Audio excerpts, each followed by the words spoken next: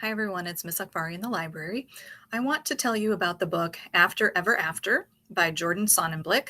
Some of you may have read some of his other books that we have in our library, and some of you may have read the book Drums, Girls, and Dangerous Pie as a Lit Circle book. This book is related to that one. So in Drums, Girls, Dangerous Pie, it tells the story of Stephen and how he has to manage through his younger brother, Jeffrey, and his cancer. This story is told from Jeffrey's perspective. So in order to get you into the book a little bit, I wanted to read the very beginning of the book for you. 4 years ago, I'm in fourth grade.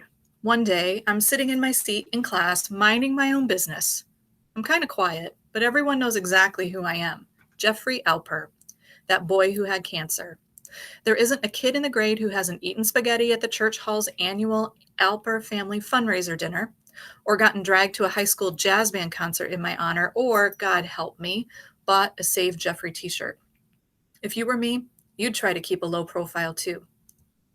The door opens and the school counselor walks in, followed by a scrawny kid on crutches. As the counselor starts a whispering powwow with our teacher, the kid sidesteps around her and I gasp. He's bald. He's muttering angrily to himself, and there's a huge curving red scar across the entire side of his head. There follows the kind of awkward silence that, by the time we're in eighth grade, would probably cause some wise guy to say, "Whoa, dude, awkward silence." But we're still in the fourth grade, so we just sit there and squirm until the teacher turns to us and says, "Boys and girls, we have a new student joining us today. His name is Thaddeus Isbin. Do you remember when we had that talk last week about how we were going to welcome a new classmate? Well, here he is. Thaddeus is going to need our help in becoming a member of our classroom family, and I know I can count on each and every one of you. Now, Thaddeus, why don't you come on over here and take a seat next to, let's see, Jeffrey Alper? Why is she putting the new kid next to me?" Suddenly, I get it. I don't remember the special talk she supposedly had with the class last week, but then again, I'm absent a lot.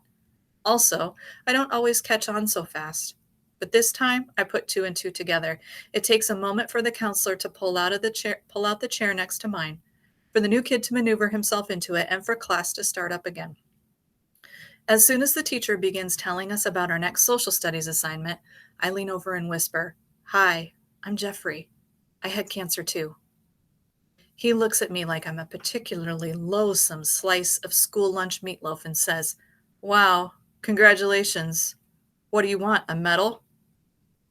That's how I meet my best friend.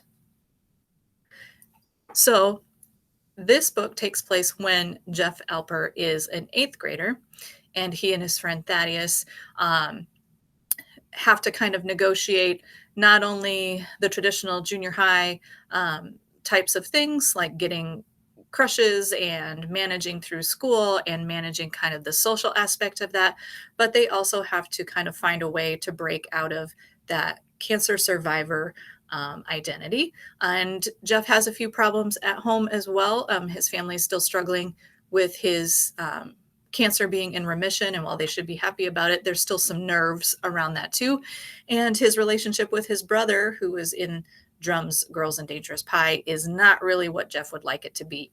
So if you like stories about real life situations, about dealing with major illnesses, or just even dealing with the day-to-day school life that a lot of us deal with, you might like reading After Ever After.